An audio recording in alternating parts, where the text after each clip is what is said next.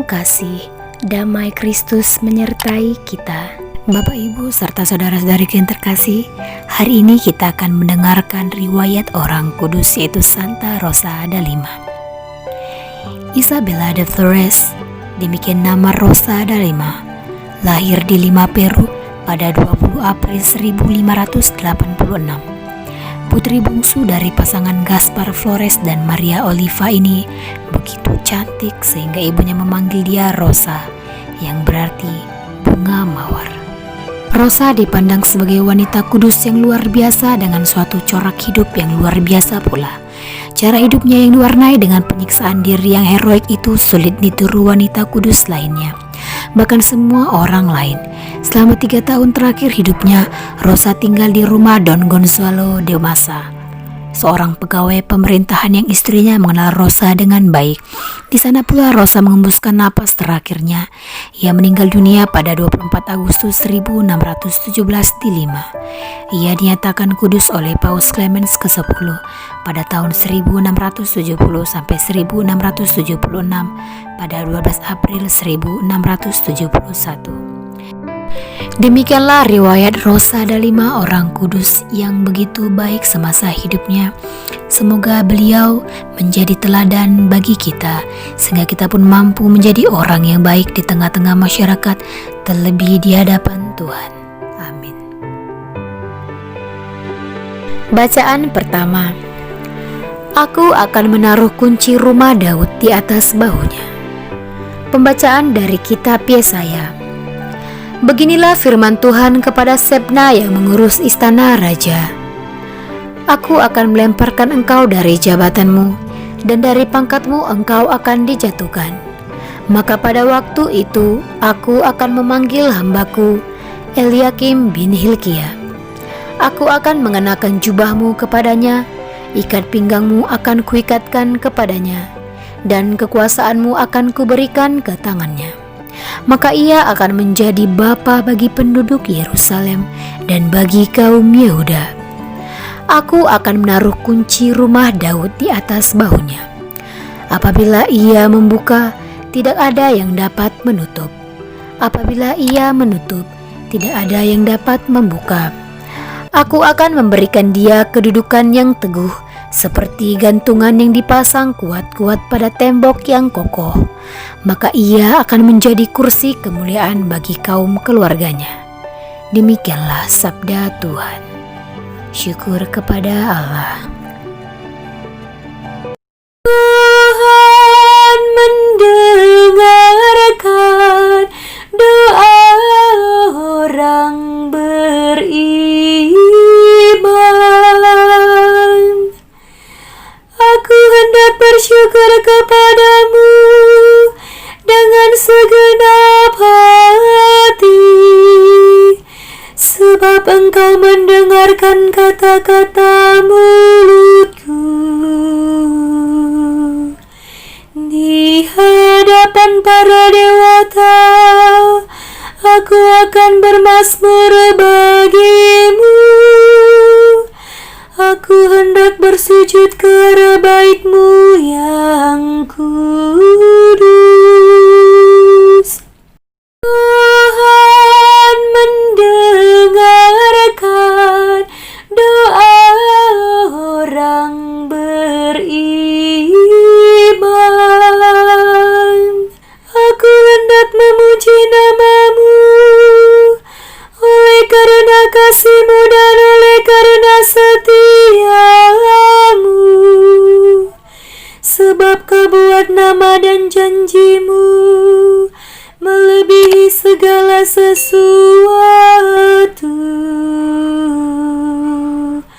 Pada hari aku berseru, Engkau pun menjawab aku. Engkau menambahkan kekuatan dalam jiwaku. Tuhan itu tinggi, namun Ia memperhatikan orang yang hina, dan mengenal orang yang sombong dari jauh. Ya Tuhan, kasih setiamu kekal abadi. Janganlah kau tinggalkan buatan tanganmu.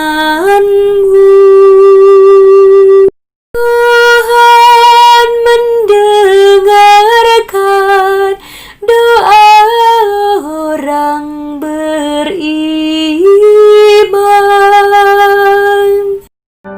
Bacaan kedua. Segala sesuatu berasal dari Allah, ada karena Allah, dan menuju kepada Allah. Pembacaan dari surat Rasul Paulus kepada jemaat di Roma. Saudara-saudara, alangkah dalamnya kekayaan, kebijaksanaan dan pengetahuan Allah. Sungguh tak terselidiki keputusannya, sungguh tak terselami jalan-jalannya. Sebab siapakah yang mengetahui pikiran Tuhan? Atau siapakah yang pernah menjadi penasihatnya?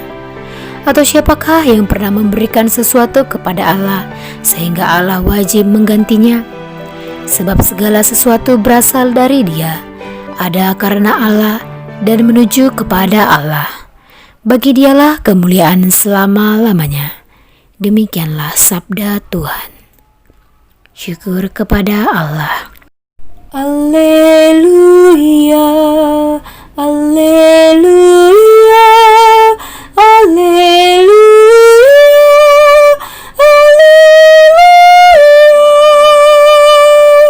Engkau adalah Petrus, dan di atas wadah sini aku akan mendirikan jemaatku, dan alam maut tidak akan menguasainya. Alleluia, alleluia, alleluia, alleluia. Bacaan Injil.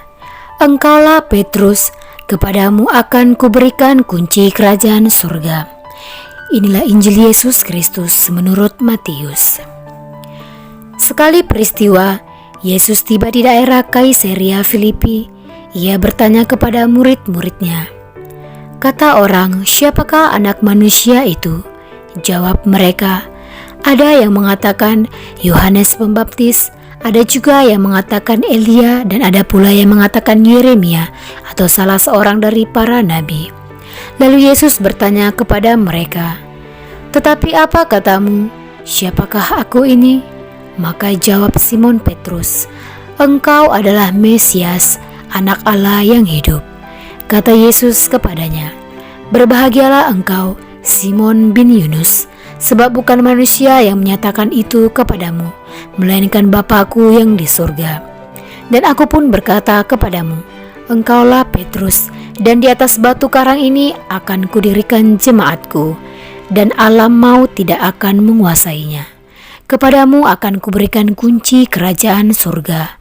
Apa saja yang kau ikat di dunia ini akan terikat di surga, dan apa saja yang kau lepas di dunia ini akan terlepas di surga.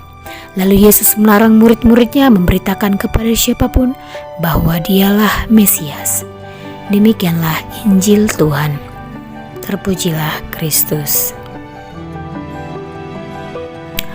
Bapak, Ibu, saudara-saudariku yang terkasih, hari ini kita akan mendengarkan renungan tentang siapakah Yesus.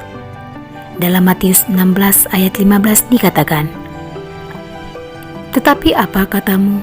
Siapakah aku ini? Rasanya tak ada masyarakat Indonesia yang tidak kenal dengan sosok Jokowi, karena beliau adalah presiden kita saat ini. Namun bagi masyarakat Jakarta, mereka mengenal sosok ini bukan hanya sebagai presiden, tetapi juga sebagai gubernur terdahulu. Beda lagi mungkin dengan masyarakat Solo yang mengenal sosok ini dulu sebagai wali kota yang mereka cintai. Tetapi di atas semua itu bagi keluarganya, Jokowi adalah suami yang baik, ayah yang bijak, mertua yang mengasihi, dan sebagainya. Kalau kita perhatikan pernyataan yang saya tuliskan di atas, kita akan melihat bahwa pengenalan terhadap satu pribadi sangat dipengaruhi oleh relasi dengan orang tersebut. Semakin dekat kita mengenal orang tersebut, kita akan semakin mengenal kepribadiannya. Hal yang sama dinyatakan Yesus kepada muridnya. Apakah mereka mengenal Yesus secara pribadi? Juga kepada kita, menurut kita, siapakah Yesus? Marilah kita merenungkan dan bertanya pada diri kita sendiri, siapakah Yesus bagi diri kita? Dan apa arti serta relasi saya dengan Tuhan Yesus? Demikianlah renungan singkat yang dapat saya sampaikan pada saat ini. Semoga kita semakin mengenal kepribadian Yesus yang lemah lembut, murah hati, dan mau mengorbankan dirinya demi menebus dosa-dosa manusia.